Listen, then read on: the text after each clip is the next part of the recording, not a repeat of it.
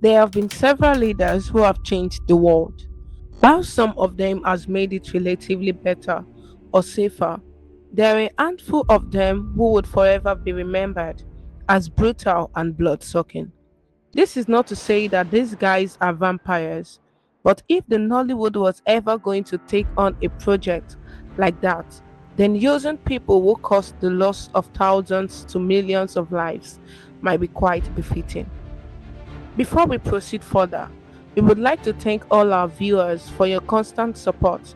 Please do share, like, and subscribe. You are much appreciated. I am your host, and my name is Olamide Oke, speaking for Teptv. To start this episode, it is great we go back in history to the 19th century when a certain king was the founder and the sole owner of the Congo Free State, present-day Democratic Republic of Congo. That man was King Leopold II of Belgium.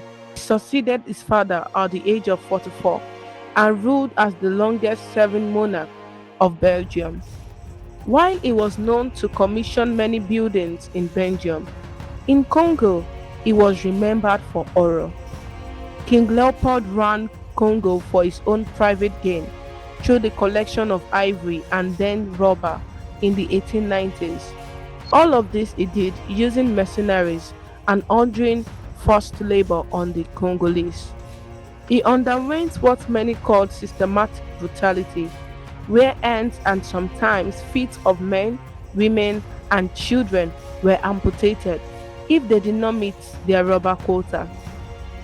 Apart from the forced labor and amputation, there was also torture, murder, and kidnappings.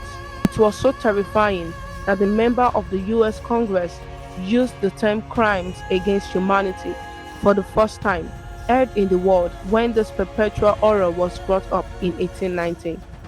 While it was difficult to get accurate figures at the time, it is estimated that at least 1 million Congolese died directly from the systematic brutality of the man revered in Belgium for building many projects. It will also shock you to know that this man never ever visited Congo once. This is what we will call autopilot brutality. He died on the 17th of December 1909 and the throne was passed to his brother's son. He had no legitimate heir to succeed him. Next up, we will cross over from Africa to West Asia and talk about a man who gave the Western world sleepless nights until the early 2000s. That man from Iraq is, as you guessed it, Saddam Hussein. Mr. Saddam had been in the corridors of power since he was 27 years of age. However, before he could get power, he joined the Revolutionary Ba'ath Party at the age of 20. When the revolution was successful in Iraq and brought the Ba'ath Party into power, he quickly moved up the ranks, becoming vice president, prime minister, and then president of Iraq. Just like King Leopold II, Saddam did laudable things like introducing free healthcare and education, diversifying the economy, and even supporting women's rights. Saddam fully took power in 1979 after the resignation of then President al-Bakri. From then on, he began appointing Sunni Arabs to positions in his cabinet, a section that was barely 1/5 of the Iraq population. Alongside this appointment, he started purging his rivals within his party to consolidate power. Still power drunk, he ordered the invasion of neighboring Iran in a year's prolonged battle that he ended up losing and ceding some territory to Iran. Then in 1990, he claimed that neighboring Kuwait was stealing oil from Iran and invaded Kuwait. He succeeded in this adventure, but his success was short-lived when the United States led an allied front to take back Kuwait. In 2003, the United States incorrectly accused Saddam Hussein of creating weapons of mass destruction.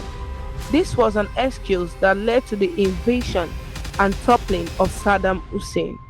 At large, Saddam Hussein dominated Iraq politics for 35 years, during which he killed members of his own party, suppressed several protests, and was responsible for the death and disappearance of at least 250,000 Iraqis. We will continue traveling eastward and now go to a country that is still divided till today. This division, caused by the tension of the Cold War era, was engineered by a dictator who has made leadership appear as a birthright. That person is no one else than Kim Il-sung, the founder of North Korea and the man who instigated the Korean War. Shortly before World War II, Imperial Japan had taken control of the Korean Peninsula, but after their defeat in the World War, Korea was governed by two superpowers, namely the United States and the Soviet Union. The United States handled things chiefly in the south, while the Soviets oversaw things in the north. Mr. Kim was born during the time that Japan ruled Korea, and during his teenage years, he joined the communists. He became a guerrilla fighter against Japan afterwards, and in 1942 joined the Soviet Army during World War II. After the Japanese surrender, that technically parted Korea into two, Mr. Kim was put into managing affairs in the north. Nothing special, but just for a local lad who is trusted by the motherland, keeping things civil. However, barely 5 years after World War II, Kim had consolidated power and launched an invasion into South Korea to capture Seoul, which was then the official capital of all Korea.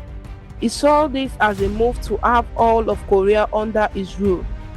But just like Saddam Hussein invasion of Kuwait, the United States did not sit idly by. They launched a counter-offensive, and in the space of 6 months, Seoul was captured 4 times.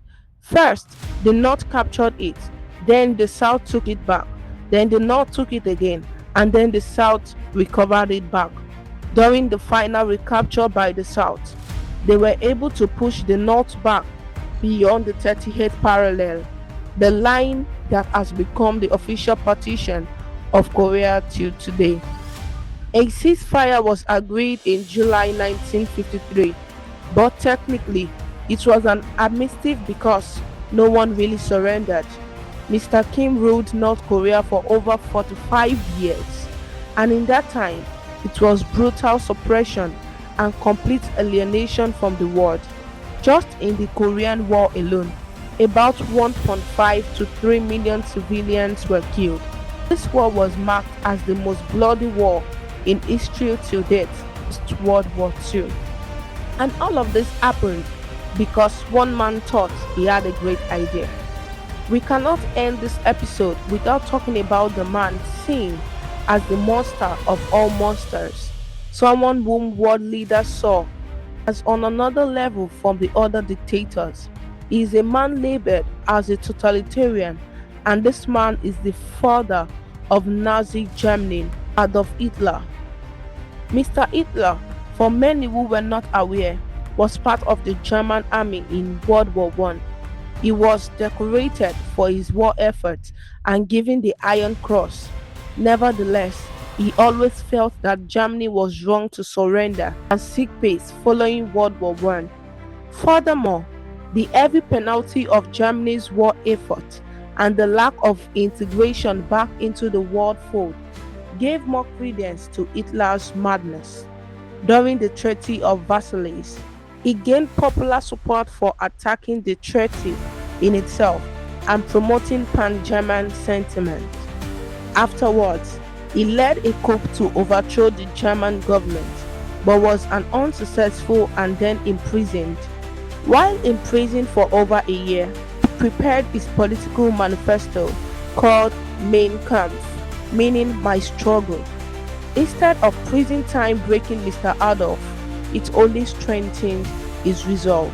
In 1932, having joined the Nazi Party many years earlier, his political party held most seats in parliament, but not a majority. German conservative leaders convinced the president at the time to appoint Hitler as chancellor in a way to stabilize the political situation. Boy, were they wrong. Less than 4 months after being declared chancellor, Hitler began to pass laws to transform Germany. He started banning other political parties and strictly favored his Nazi party. In August 1934, the president who appointed him chancellor died, and thereafter Hitler declared himself head of state. Just like some other men on this list, his first 6 years brought economic recovery to Germany following the Great Depression. However, on the side, he began his pursuit of the Holocaust, starting by deporting Jews and banning them from taking up employment before he began ordering their execution. Hitler believed that a certain race and ethnic group were superior to the others. He also began his expansionist agenda by invading neighboring countries that had Germans living there. Yet he was not satisfied. Finally, in 1939, he officially began World War II after rearming the German military and expanding the size beyond the recommendation given at the Treaty of Versailles. At the peak of his powers, he had conquered most of Europe with expansion to North Africa. He conquered France, Belgium, Netherlands, Poland, Denmark, Norway, Yugoslavia, Greece, among others, with all totaling over 20. He also had a strong ally in Italy who had his back. However, one of his biggest military failures and his most pronounced military adventure was Operation Barbarossa. This was the invasion of the Soviet Union in a fast military offensive.